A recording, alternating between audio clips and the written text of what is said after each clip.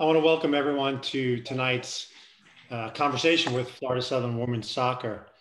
My name is Mike Moran. I'm an assistant athletic director here at Florida Southern College, and there was a little joke in the little notes that I had, but I'm not Julie, the cruise director from the famous show Love Boat, but I am an assistant athletic director, and we're here tonight to talk about women's soccer.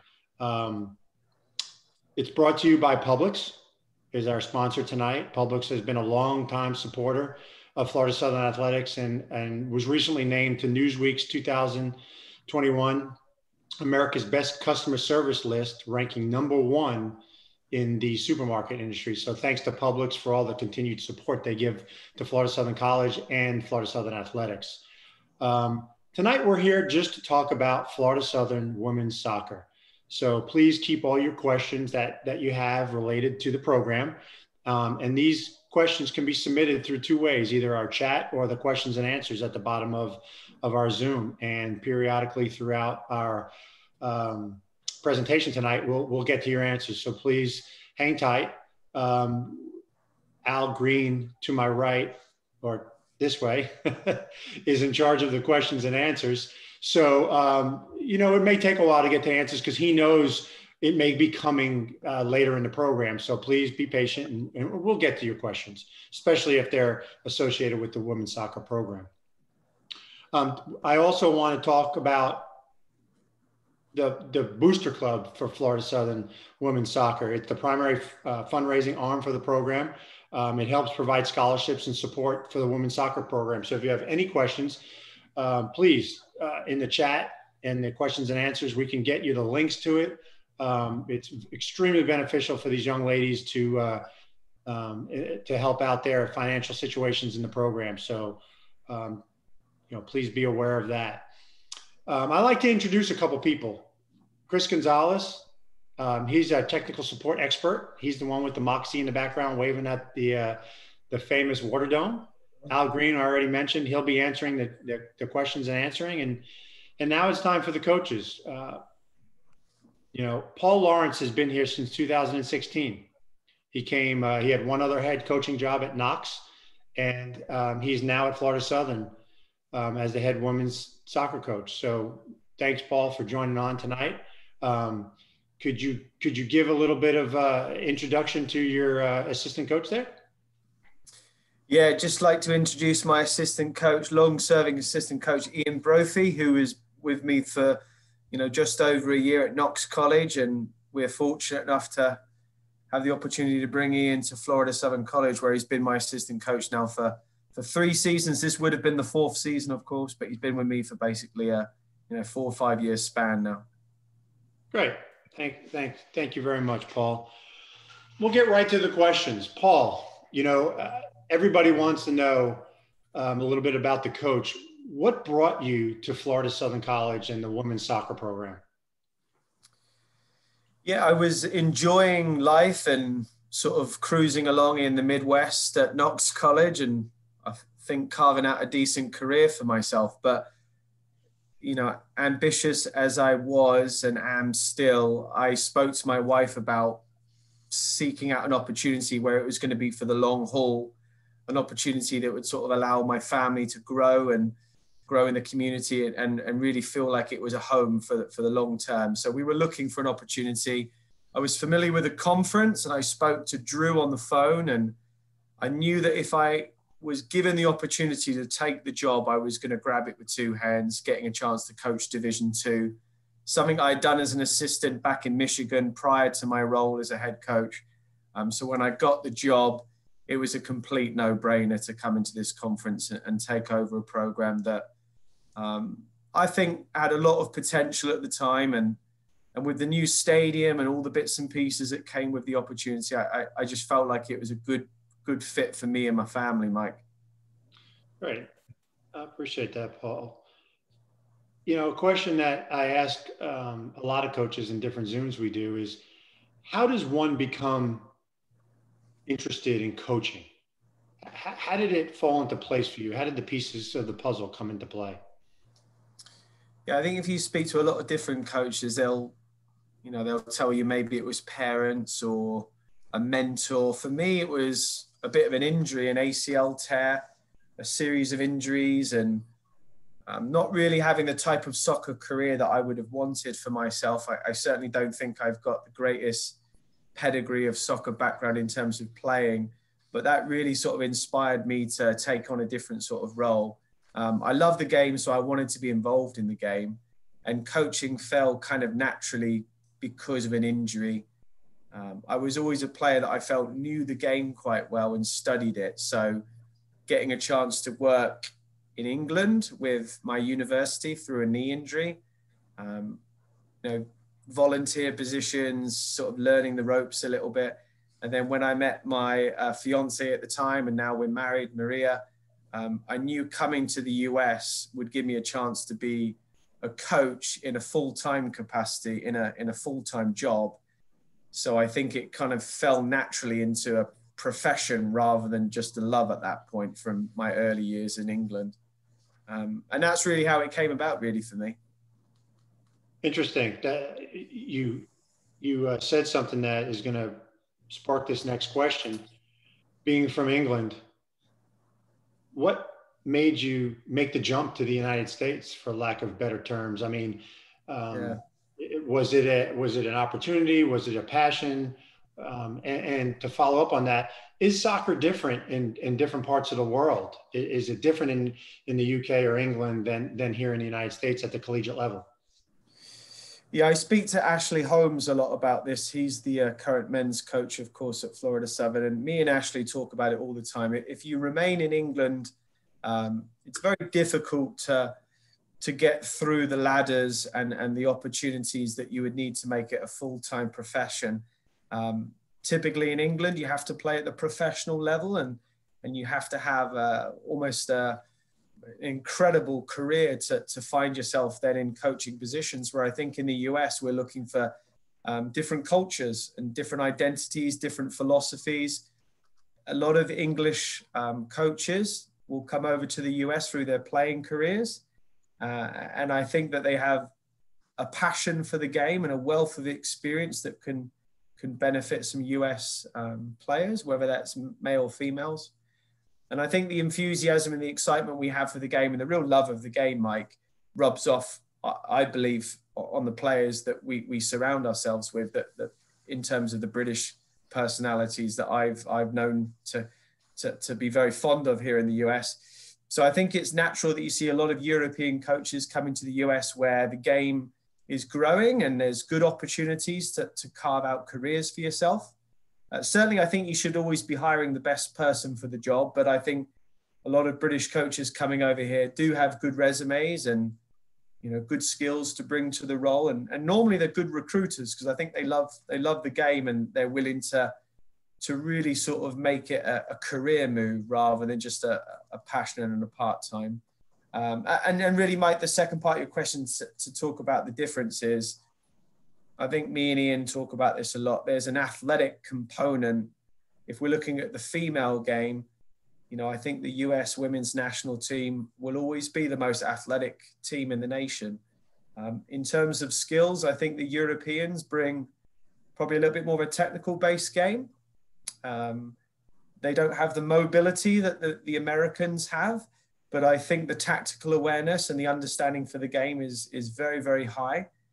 So the difference for me is probably the understanding of the game in Europe and really the level that those players are at from a technical standpoint. That's probably the major difference. And even now when we recruit European players, and as yet we don't have one on the roster, it's noticeable that they are technically gifted and very, very aware of the game, and they really tactically get the game.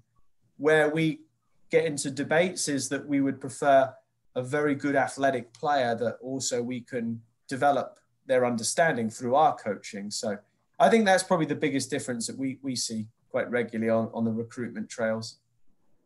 Interesting. You know, people from the United States, I know we think a lot about, you know, soccer is more prevalent in other parts of the world, and it is growing in the United States. So thank you on that. You know, you talked about question. Oops. Oh, sorry, Mike. I've got a follow-up question. How do you find your players in Europe? Do you go over and recruit? Do you have a network? How does that occur? Yeah, we have agencies that contact us weekly. Some are stronger than others. Some will give us leads on players that they think are good fits. As yet, Al and Mike, we don't have any international players on our roster. We used to. We had a very good goalkeeper called Helena. And since then, we've been unlucky. We've been in the market for one. We've missed out on a few targets. The difficulty is the financial balance, making sure that it's a player that is the right fit for us financially for the program. But we find them through agencies and watching videos of these recruits. We have yet to go abroad to recruit. I know that Ashley Holmes on the men's side does that fairly regularly, but for us, we're sent very regularly videotapes, and we'll study those and try to make decisions on the videos. Okay, I've got another recruiting follow-up question from Abby. How has recruiting of the 21-22 class been because of the situation of the dead period and lack of tournaments and showcases due to the pandemic? I think it's been a challenge. It's probably been a challenge more in answering Abby's question. It's probably more of a challenge for her than it is for us. And that's not to be taken out of context. It really means that seniors are feeling the pinch. They're not able to go out and showcase their abilities. We're relying on videotapes more than ever. We're not getting to see these players in the flesh as much as possible, but we're still aware of our recruits through videotapes and some previous evaluations. I think for players in terms of their timeline, there's later decisions being made because as coaches, we are making decisions on, is there a red shirt potential opportunity available to one of our senior players that we want to bring back? What finances do we want to put into that class? How many players are we looking to bring back? So there's a lot of complex variables going on that are making it a challenge for the seniors out there. But the advice we're giving them, and we've given this advice through our camps, is to hang in there because some late opportunities could arise after the new year, and to keep an open mind with as and when those opportunities present themselves, just to kind of see if it works out. And if it's meant to be, I think if you stay in contact with the coaches, in particular me and Ian, we always give honest advice and honest assessments of where you stand with us as we move forward into the new year. I've got another recruiting follow-up question, and this one's from Will. Will you be attending the upcoming showcases, and how do you choose what showcases you're attending? Yeah, we normally have a very organized structure on where we're going. Not having the ability to recruit out of state is currently a situation that we find ourselves in, and we're working around that. So we are relying on videotapes again. Some college coaches, like myself, we're kind of being creative more than ever. So we're watching full game tapes. We haven't identified exactly which showcases we're going to go to yet. We kind of pick and choose, sort of every month, which ones stand out to us. But the typical showcases that we are going to, the big ones in the state of Florida, they're still on our radar. I think the difficulty for us is the out-of-state recruitment right now. We're really reliant on players sending us videotapes, highlights, full games, and allowing us to evaluate them through that platform right now, Al. Very good. Mike, back to you. Thanks, Al. Speaking about recruiting, and I don't know if this is by accident or on purpose, but I'm going to focus this question on Ian. Doing some research before tonight, I've noticed that the academic side of the women's team is pretty outstanding. Last year's team had a team GPA of 3.58. 9 members of the 2019 team maintained a perfect 4.0. Is that by accident, or is that the type of young ladies that you recruit? No, I do think we always look to recruit the players that have a slightly higher academic pedigree. I think that's really important for us. I mean, being able to adapt to the college environment here at Florida Southern when we get in, I think it's important that we have the smarter girls. And not only that, in terms of academic scholarship and merit money, that certainly helps us as well. We always tell our recruits, the better you do is in your GPA and your test scores, on those sort of things academically on the way in, it certainly helps us, and we're willing to consider you even more if you've got a strong academic pedigree. And then that's something that once they get here, we're really, we preach it. We preach academics. We talk about helping players academically. We got a funny mantra on our team about we want to eat first at the banquet, because everybody eats, the teams eat in order of their team GPA. So we're all about raising that team GPA, and you kind of want to eat first at the banquet. So that's always our mantra as well. We have had a lot of academic success. I think it's been really fortunate. We had a first team academic All-American last year. I was actually her second time as an academic All-American, because she won it her junior and senior year, and her name's Caitlin Quemps. She's currently in med school in Washington, at Washington State University's med school. And we've got a lot of stories like that. 3 of our 4 seniors last year ended up, I think, are in some sort of medical program or at a med school somewhere. I think Caitlin Svopa, she's getting her doctorate in physical therapy at Florida Gulf Coast. And we've got Alexa Moberly, who's also in PA school at University of North Carolina. Yeah, it's interesting and really, really impressive to me. Another stat I have here that was looked up in 2019 in the Sunshine State Conference, the conference that we compete in, 27 of our soccer players earned a distinction of having a 3.2 or above GPA. Yeah, and nine of our players had a perfect 4.0. So we did a very good job in terms of that academically last year. And I would say that our incoming class this year as freshmen are maybe on par or even above that. We've got a really smart incoming class, and it's been fun to see them kind of hit the ground running in college, and certainly their first semester. Yeah, truly impressive. At least that's how I feel it. I don't know if that's the norm, but I don't think it is. So thanks, Ian, for elaborating a little bit on that. Yeah, absolutely. Paul, I want to talk a little bit about, we've talked a little bit about it on other Zooms and other teams. Now you did get your regular season in last year, but your spring season was obviously cut short because of COVID. How did that affect your team and the coaches and the recruiting?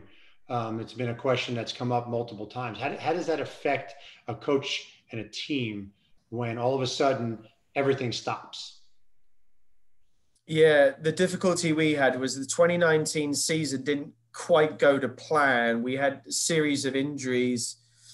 We sort of tailed off at certain parts. We ended, in a strong way. We beat Tampa, beat Eckerd, and I think we were just really itching for another opportunity to get back to practice and play some competitive games.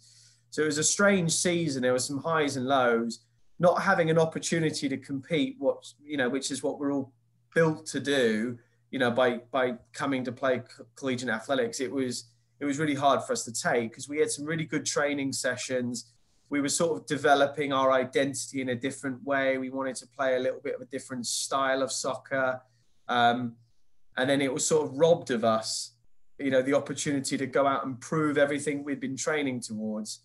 And those 5 spring games are always massive for us, not just the players that, probably play a little bit more traditionally, but all the players that didn't really get to play much in the fall, if that makes sense. That's a really great opportunity for them, great chance for us to evaluate those players.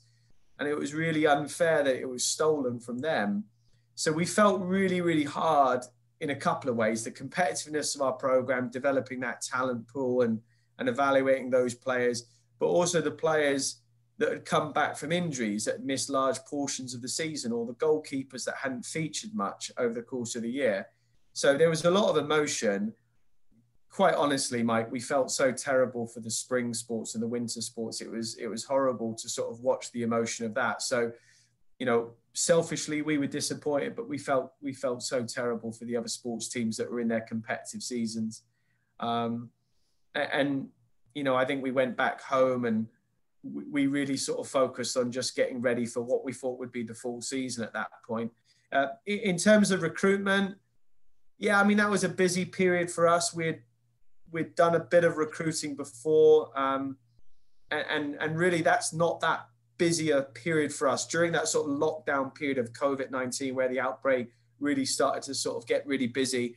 There wasn't a lot of typical recruiting we would normally do. That would have been our slow period getting ready for the summer camps. But it did hurt a little bit with then gathering momentum going into the summer and sort of retrace our steps a little bit. But yeah, no, it's been a bit, that was a tricky period for us, Mike. There's no question. As I've got a couple of follow-up questions, especially regarding the season. Couple of questions basically dealing with when you play in the spring this year, does it count? Is there going to be a champion? How many games are you playing? Yeah, incredible questions. I wish I knew the answers. I don't think anyone does. There'd be a lot of money given to the person who could predict that right now. This is what we are. This is what we know, and this is what we are confident of, that our athletic department, headed up by Drew, passionate and motivated to find ways to allow us an opportunity to play in some fashion, in some format. I think if you look at the Sunshine State Conference as a whole and all the coaches and athletic directors and all the presidents, we all know that it's in our best interest to find a way to play, to find a way to compete. The finances are going to dictate that, the timing, the virus, an opportunity over a case of how many weeks to compete, I think is being talked about. Are we going to have a 4-5 week spread of games? Are we going to find the right window of time to play those games in? Because we have to be aware that there's a lot of spring sports that will be in their competitive season, and we want to make sure that it all works out very sort of naturally for everyone involved in the athletic department. So we're really aware that it's not our competitive season, but the school is motivated to find a way to get us a competitive season, some way, shape or form. And we're going to be happy just with an opportunity to compete, you know, whether that's 5-6 games with a small playoff berth. We don't really know the details. That the devil in the detail is not there yet. But I feel confident that with the leadership we've got, we're going to find a way to figure this out. And I think we've got to have that hope at this point, Al, as we move into Thanksgiving. We've got to give these kids something to really focus on and stay motivated for the future. What I will say from an eligibility standpoint is it won't count against our team in terms of an eligibility standpoint, right? They're still going to get that year back. So those players, that's exciting for those players, I think, but they are very excited and looking forward to hopefully some games, and they, I think, would be really ready to compete and try to win whatever is at stake there. Yeah. Very good. Couple more questions. This one's from Princess. What was last year's record, and who do you consider the top 3 rivals in the SSC? Gosh, well, first of all, Princess, thank you for joining us. You know, you very, very sort of highly decorated player that we have a lot of respect for. So, you know, first of all, appreciate the question. The 2019 season is a bit of a fog for me. I'm not going to lie. Ian, you might have to help me with this one a little bit. In terms of the non-conference season, Princess, we got off to a great start. I mean, we came out firing. We had some big wins early. We had some incredible injuries, back-to-back injuries to some key players. And the conference season got off to a bit of a slow start. One of the stats I do want to throw at you, Princess, and for those of you watching, is we had 5 overtime games and we didn't win any of those overtime games. We had a few ties along the way. And that's a stat that we want to change, because I think that could have defined our season. 5 overtime games we had a chance to win. And we didn't sort of, you know, seal the deal at that moment. But really the overall season of 5-8-2, you know, not the strongest season, but in many ways, it was such fine margins. It could have been a lot better. You can see again with that stat of 5 overtime opportunities, it could have been very different. And sorry, Al, what was the second part of that question from Princess? Who do you consider your top 3 rivals? Well, I'd have to say Tampa for me. I think all alums would all agree that one. I personally like the battles with Rollins. We've had a horrible record against Rollins in recent memory. It's dating back a long time now, and that needs to change. We always have a good game with them. We've lost by 1 goal in the last 3 games, so it's been close. I don't know, Ian. Is there another rival that you think the girls get really fired up for, apart from those 2? I would say St. Leo. It's always been an important one for us.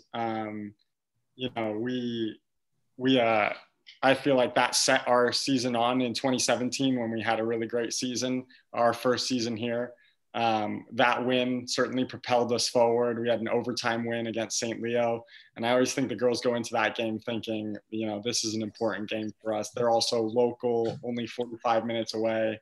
And it's certainly a game they get up for whenever we're up for St. Leo. So I would say that's probably our 3rd big rival, but definitely Tampa and Rollins is the big 2 for sure. I think a stat we want to highlight, if I can, gents, real quick, is just highlight that we ended up finishing 3rd from top in goals conceded. We had a great defensive record, but we finished 2nd from bottom in goals scored. So I think that sort of tells the story of the 2019 season, that great defensively, but struggled to score. And that really sort of defined our sort of finish in the end. And it gave us our targets of what we know we need to improve going forward. We know that we want to add to the goal scoring. We want to get more offensive and be a more of a goal scoring threat. Whereas last year we were so defensively solid. That actually goes along with the next question that came up, which is, what is the plan to ensure FSC moves up in the rankings? Yeah, that's a good question. Well, we want it just as much as you. We want it just as much as you. We're ambitious. Those of you that know me know that probably, competitiveness and passion and energy and enthusiasm is something that sort of drives me every day. Me and Ian watch more soccer than you would even believe. And I think, when we wake up in the morning, we're sort of thinking soccer, and we go to bed at night thinking soccer. So we're not sort of, resting on 29 thinking that sort of mediocre season is something that we feel is part and parcel of our team chemistry and really sort of our ambitions as a program moving forward. We want to put it right. Had we have had a full season, words are cheap. I felt like we were really ready to have a great season. We had some big players coming back from injury, and with the freshman class that was coming in, I think it was all set up to be a really good year. The 2021 season can be a really big year for us as well. We've got some kids coming back, and we'll be a little bit older and perhaps a little bit more mature because of what's going on and ready to compete. But we're going to put it right, and we're certainly going to put it right with the players that we have within our squad and developing those players. And I think the one thing I would say, Al, is that this period has taught us that we've got to develop those players from within the squad, and we've got to build relationships, make them stronger, and to gain some confidence and to really help those players turn it around, because I think the talent's within the squad, but we've got to find ways collectively to help each other through the difficult periods where we're not winning games. Very good. I've got one more question that actually is going back a step or two to academics. Excuse me. Caroline wants to know that you talked about the importance of the team GPA. How important are the SATs or ACT scores with you when recruiting players for Florida Southern? Ian, do you want to do that one? Yeah.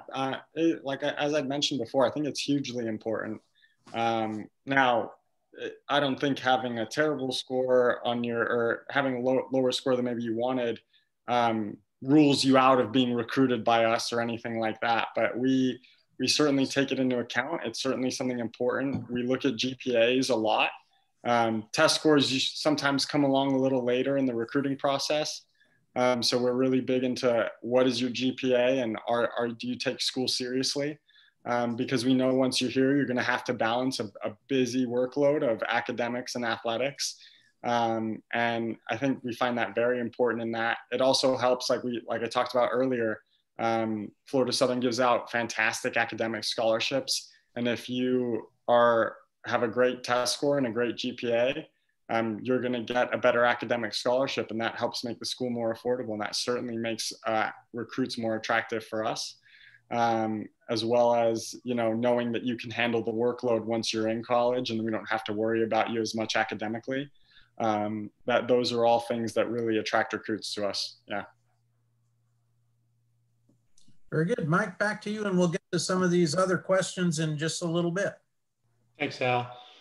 Paul or Ian, whoever wants to discuss this, everybody in every sport wants to know, what should we look for in this upcoming season, if you want to call it, with your newcomers? Do you explain to us, introduce our newcomers? You don't have to give them by name, but what do you have coming into the program that might be a little bit different than in years past? That is a good question. There's 6 that are here right now. There's 1 that will hopefully be here in January. She's going to be hopefully transferring in, but it's a very balanced class that comes at a time where I think we just needed a little bit of extra firepower in certain positions. We've got good depth now in the goalkeeper spot. Since losing Helena and Paige, it's been very difficult to replace those top level goalkeepers. But I think with the injection of Megan coming in, it just gives us that real competitive balance now. And I think you've got 4 goalkeepers that are really sort of competitive group. So that's something we were looking for that class. We've also brought in a natural goal scorer, someone who's a proven goal scorer at the high school and club level, but really prolific and someone that comes to that pace and power that you really need in this conference. I think if you look at since Princess graduated, we haven't really had someone that scored a tremendous amount of goals over a 4-year career. And I think in Janae, you've probably on paper, you've got someone who has the chance to do that. And not to single her out and put pressure on young shoulders, but she's an ambitious player that I think wants to be someone who's going to break records. And we kind of like those characters and personalities. But again, it's a balanced group. You've got players in the midfield. You've got some defensive players. Elizabeth is a young defender coming in from Miami who, she's well coached. She's a competitive player like myself and Ian. And I think she comes in at a right time where we've lost Galen, a very well decorated centre back. We've lost some big players in that back line over the last few years with Caitlin Quemps and Jules and players like that. And you just needed a little bit of bite and a little bit of steel at that back line. And I think Elizabeth comes in at the right time. So it's a good group, Mike. It's a good group. And I think that is a group that you might see having, a lot of success together if we can play some soccer. Let's be real. If we can play some soccer. Sorry. And now, just to add to that, I would say, like, when Janae, I think we've got one of the most unique characters in the conference. She's a real fun person, but a really well decorated person. In high school, she was a flag football player, and she set the state record for touchdowns scored in flag football. Got an academic scholarship from the Tampa Bay Buccaneers for girls who play football. A fantastic athlete, and I think someone who will certainly help us in scoring goals. And she's a big soccer fan and loves scoring goals. So I think it's someone who's got a passion to score as well. And that's something that we missed a little bit last year, and we're really excited about having in the program. Great.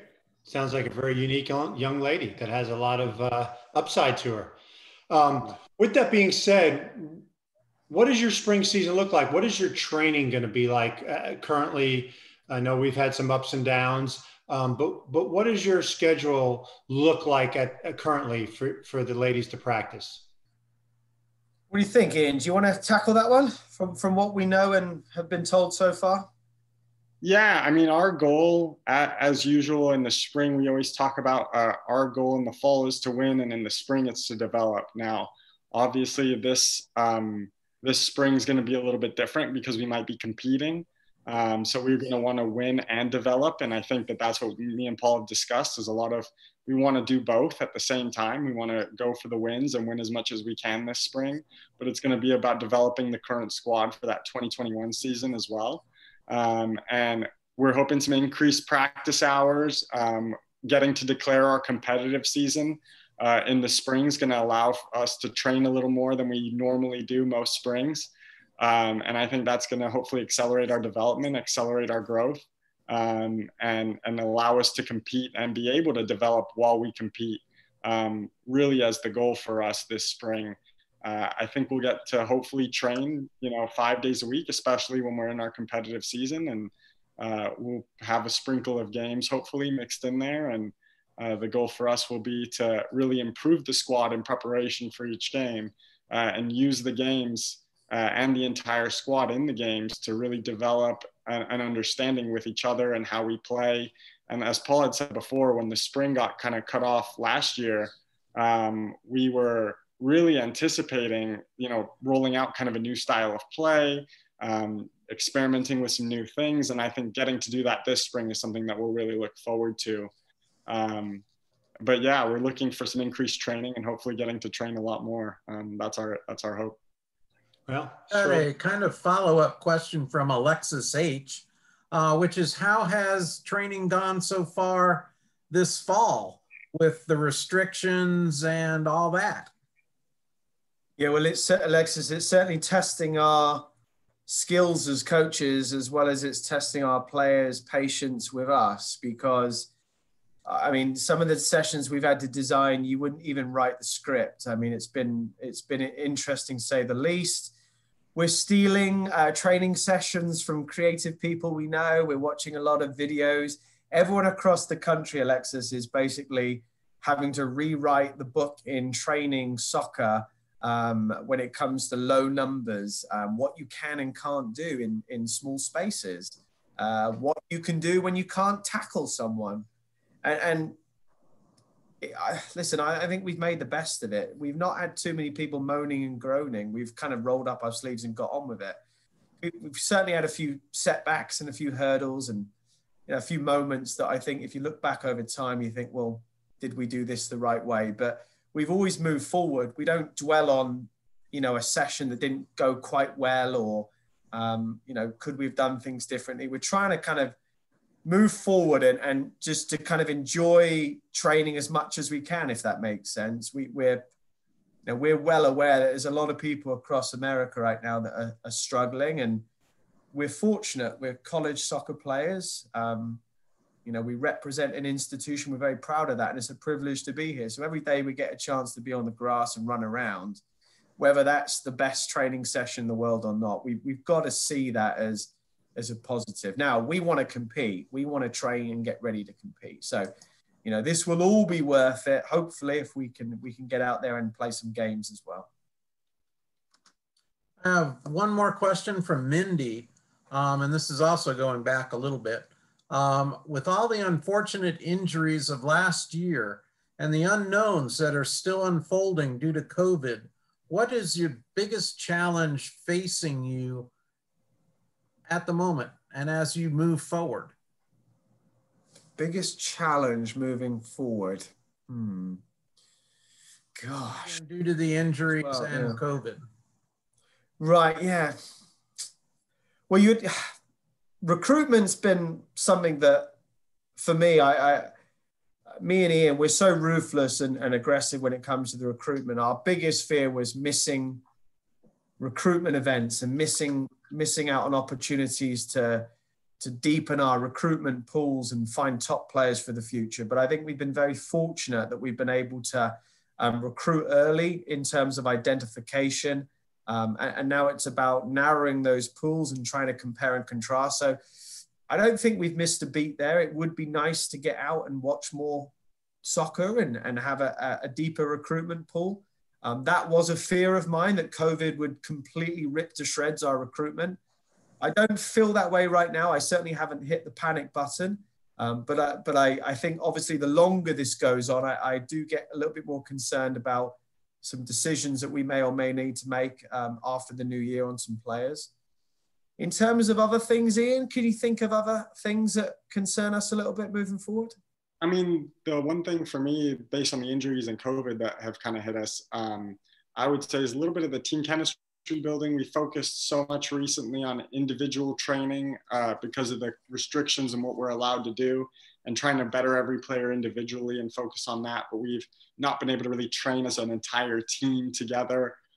And I think, you know, and having the injuries even in the fall and having some of our key players out and not training through that period has certainly affected our chemistry just a little bit. And more chemistry off the field is great, but more our chemistry on the field and how we play together and work together and fight for each other. I think that developing that strength, which is something we love to do and love to develop, that's been probably a challenge for us and something that we look forward to tackling hopefully in the spring.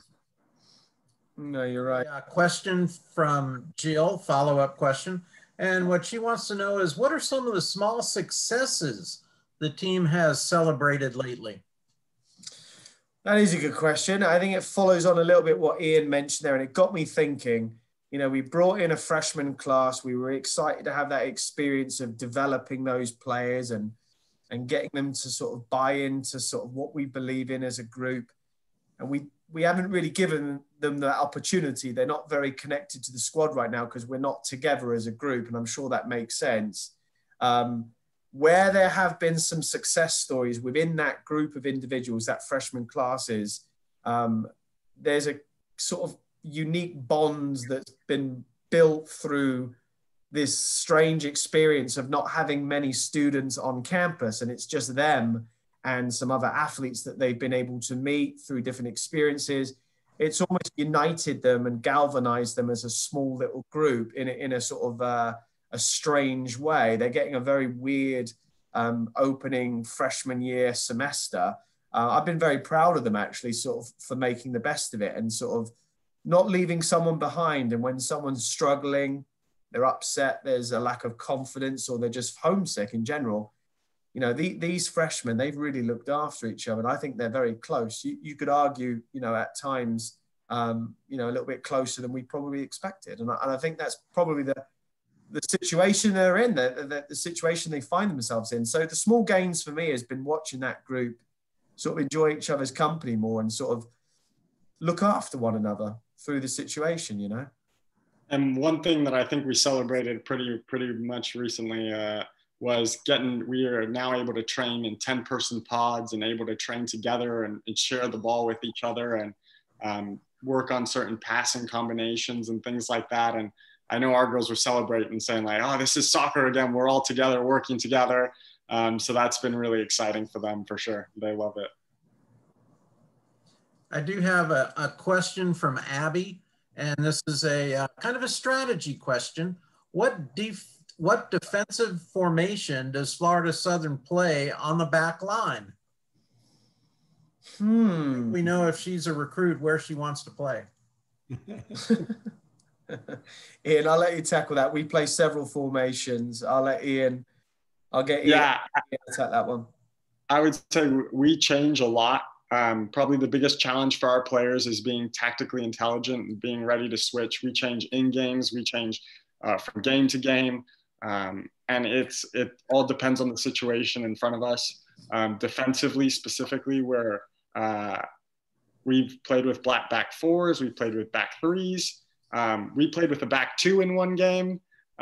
So it's certainly something that we're willing to experiment with, to change around. But it really depends on what the game gives us and what our opponent likes to do offensively. We love to, you know, minimize our opponent's strengths and maximize their weaknesses, something we talk about a lot. So, yeah, I would say it changes all the time. There isn't one set formation or one set pattern for us. It's defensively. It really is a lot of chopping and changing and mixing it up and challenging our players to be tactically intelligent and figure that out. Yeah. Mike, back to you. End of the questions at the moment. Great. Well, I'm almost at the end of mine. So if you have any questions, please submit them. But Paul or Ian, is there anything that you want to tell the audience, for lack of better words, about Florida Southern College that they probably don't know about the soccer program and what to look for? Well, that's a good question, really. I think this is more aimed at some of our alumni and certainly some parents out there as well that, have got to know me and Ian through either the recruitment early on or from interactions with your daughters and things like that. I want you to know that me and Ian, two of the most ambitious coaches you'll probably find in this conference. And I think hopefully if you ask my athletic director and administration, they'll tell you that they hired me because of sort of my targets and goals for the program. It's not something that I think can come overnight. I think one thing that this conference has taught me and Ian is that it's the most competitive conference in the nation for Division II. And from top to bottom, you could find yourself in, a very difficult game on every Wednesday and every Saturday night. But what you'll have with me and Ian is a real commitment to being open and honest about how we want to attack situations in every season on its merit. 2017, we had a wonderful season. And, I think we learned the hard way that in 2018, if you kind of rest on your laurels a little bit and you're not really, really ready for the competition of this conference, that you can get caught off guard. And I think we maybe took 2017 for granted a little bit. Certainly I felt the players took their foot off the gas, and as coaches, we had to reevaluate. But as I was saying, that we're an ambitious coaching staff, and we want to desperately have success.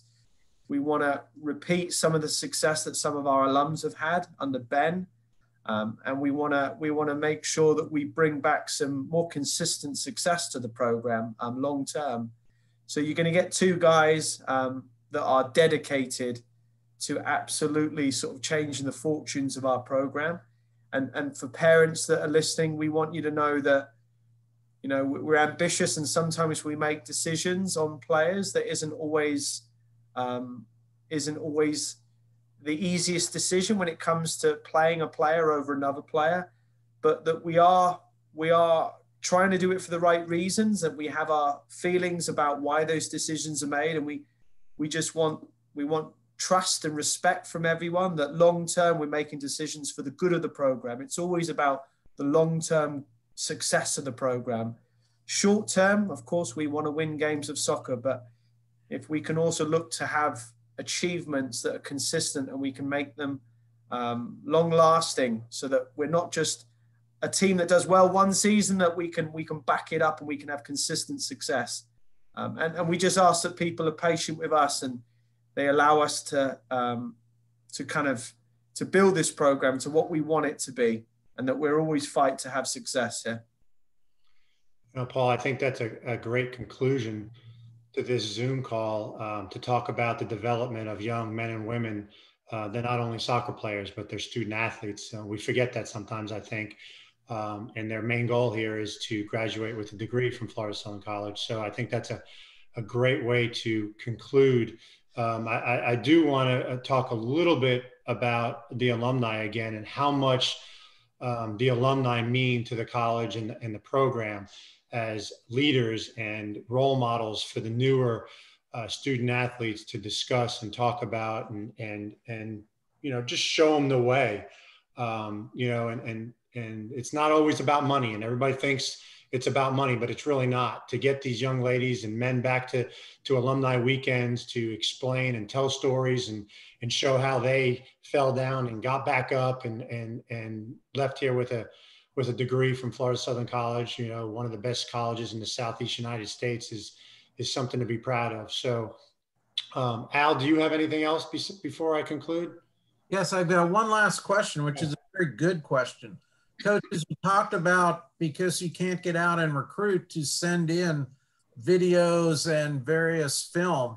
The question from Abby is, what are the key things that you look for in the film? We've been debating that for some time now, but I think if the quality of the filming in terms of HD quality is there, that's a great starting point. Sometimes we'll get footage that's fairly grainy. I think you want to make sure it's a competitive game if possible, because what you don't want is that we're sat there in the office debating if the game is, a competitive game to evaluate your athletic sort of ability in. And then you want to make sure that the duration of the tape is just long enough that allows us to get a fair reflection of your ability. Sometimes they're too short, and I think we end up following up saying, can you send us more, or can you send us a full game? Some durations have been lately 8 to 10 minutes. I'm absolutely fine with that. If it's good quality tape and it's well put together, we've certainly got some time to watch those videotapes right now. And going off just the last thing on the alumni and kind of expanding on that, I think I'd want to expand a little bit would be our, we really want to have the alumni connected to our program. I think it's a really big thing. We had for about a half a season, we had Morgan Salmons, who's a former player, on the coaching staff for a little bit. I think that was exciting for the girls to have that connection to the previous sort of players and people who had done big things here. And that's something that we've always wanted, some alumni around that could impart that wisdom, even if it's just for an alumni weekend, kind of on our current players, impart what they know, their experience, and really have fun with them and teach them how important soccer is and how much you miss it when you're gone. And I think that getting that perspective is sometimes so important for our athletes. And that's something that we would really look to strengthen, and something that we would love to do. Our soccer golf outing that we were going to do with our alumni was actually canceled by COVID this spring. So we're hopeful that, as things loosen and restrictions in the future, that we're able to do that again and hopefully reconnect with all of you. Thank you very much, Ian. Well, that concludes tonight's Zoom talking with Florida Southern Women's Soccer. We want to thank everybody for attending. We want to also thank coaches Paul and Ian for taking some time out of their family lives to talk a little bit about the soccer program. I want to remind everybody that every Wednesday, it's kind of a neat little thing. Student athletes take over the Instagram accounts for Florida Southern.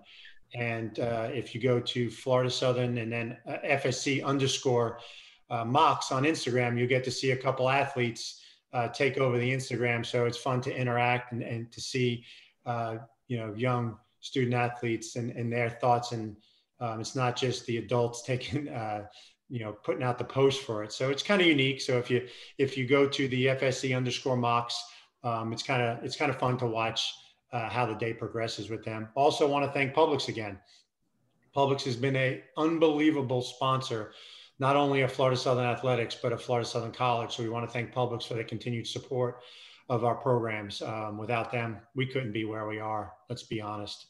And that is it. Don't forget the Booster Club. If you have any questions, please contact one of the coaches, myself, Al, Chris. We can all forward you information. Every little bit counts. So once again, I want to thank everyone for their time. It means a lot to us to have an upwards of 40 people sign up and spend some time with us. So thank you very much, and everybody stay safe and have a great evening. And one last piece as we wrap, this call is indeed being recorded and will be available on the Florida Southern College Athletics YouTube channel. It will be available tomorrow. Generally, it'll be up by noon. So if you want to watch it again, if you have friends who would be interested but weren't able to join us, you can share that. Again, it's Florida Southern Athletics on YouTube. Have a great evening, everyone. Thank you. Bye, everybody. Bye. See you guys.